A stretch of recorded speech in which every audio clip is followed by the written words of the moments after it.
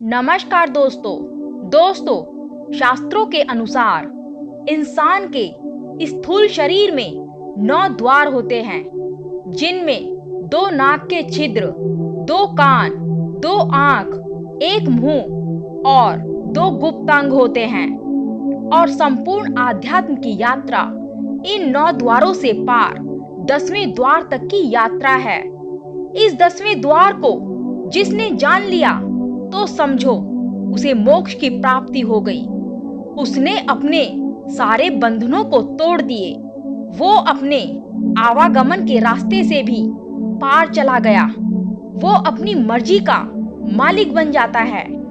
ये इंसान के प्राण निकलने के लिए ये 9 द्वार हमेशा से ही खुले रहते हैं।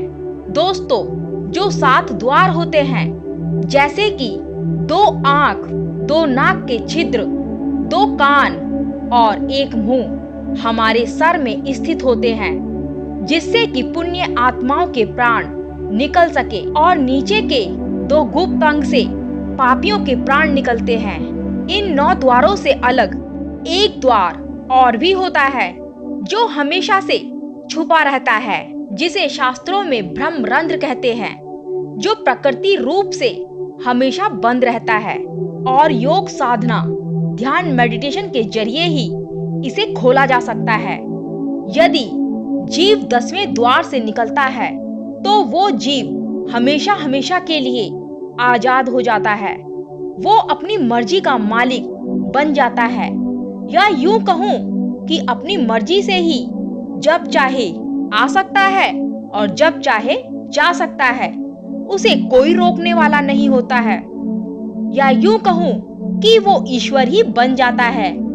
बहुत से लोगों के मन में ये विचार आता है कि यदि चेतना पूरी बॉडी में फैली है तो वो किसी भी द्वार से कैसे निकल सकती है। तो दोस्तों, मृत्यु के समय पर चेतना सिकुड़कर एक बहुत ही सूक्ष्म अंश तक सिकुड़कर रह जाती है।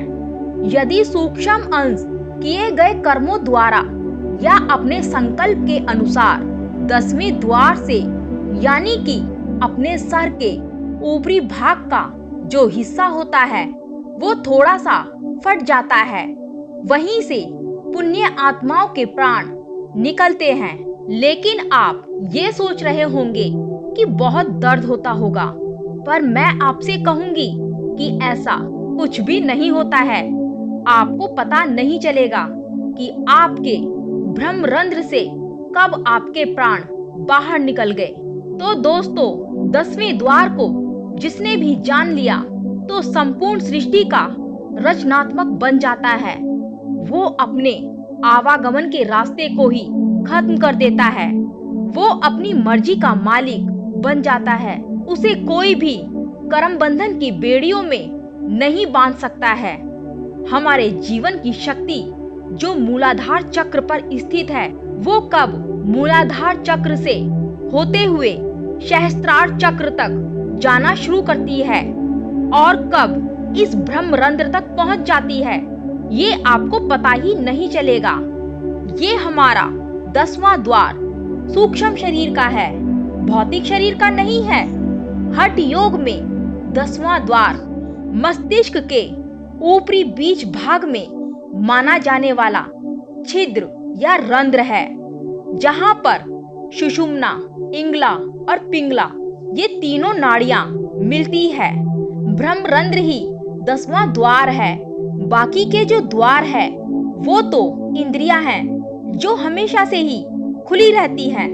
जो 10वां द्वार है वो हमेशा ही बंद रहता है, लेकिन तप साधना के जरिए इसे खोला जा सकता है। 10वें द्वार में प्रवेश करते ही साधक अमृत पान करने लगता है, जिससे कि उसके शरीर की उम्र थम जाती है, रुक जाती है। हमारे इस स्थूल शरीर के बाहर की तरफ खुलने वाले 9 द्वार हैं। मानव के स्थूल शरीर की सेवा करते रहते हैं, जैसे कि हमारी दोनों आंखें बाहर की तरफ देखती हैं, कान सुनते हैं और भी वगैरह वगैरह। ठीक इसी प्रकार अन्य अंग भी काम करते रहते हैं और हमारे शरीर की ऊर्जा को खत्म करते रहते हैं। लेकिन हमारा जो 10वां द्वार है वो शरीर के अंदर खुलता है और साधक को शरीर के बंधन से पार लेकर जाता है। लेकिन योगियों ने कहा है कि 10वां द्वार सर में स्थित है और उस स्थान को त्रिकुटी कहा जाता है। यहाँ 10वां द्वार तब खुलता है जब आप ईड़ा और पिंगला से, इन दोनों नाड़ियों से एक साथ सांस लेंगे और इस ईड़ा और पिंगला की सांस सुषुम्ना के मुख पर टकराएगी। तब आप मूलाधार चक्र से होते हुए सारे चक्रों को भेदते हुए, यानी कि आप जब ये सब कर रहे होंगे तब आपने बाकी के 9 द्वारों को बंद कर दिया होगा और सहस्त्रार से होते हुए पुण्य आत्मा कपाल से बाहर निकल जाती है। इसी को मोक्ष कहते हैं। 10वें द्वार से केवल पुण्य आत्माओं, संत महात्माओं की आत्मा ही बाहर निकल सकती है, क्योंकि उन्हें ध्यान मेडिटेशन के जरिए उन्हें वो रास्ता साफ नजर आता है जहां से उनके प्राण निकल सके। जिस भी व्यक्ति का ब्रह्मरंध्र खुल जाता है वो इस ब्रह्मरंध्र से बाहर निकलकर जीवन मरण के बंधन से छूट जाता है। वह सभी प्रकार की योनियों से मुक्त हो जाता है। लेकिन दोस्तों, मूलाधार से सहस्त्रार चक्र तक यह यात्रा बड़ी ही कठिन है।